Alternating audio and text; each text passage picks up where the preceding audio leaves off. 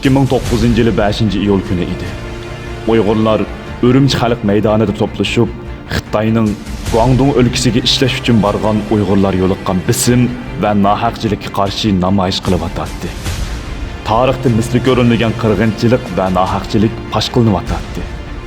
Xitoy saqchilari tinch holatda Guangdong voqeasiga noroziligini bildirib namoyish qilayotgan Uyg'urlarga qurol kuch ishlatib, yuzlarcha Uyg'urni qariyash demasdan etib o'ldirdi. Qanchilgan kishi begunoh turmaga tashlandi. Tutqun qilinganlar ichida yana nurg'un o'g'il qiz voqeaga chetilib qoldi va yuzlarcha o'smir yetim qoldi.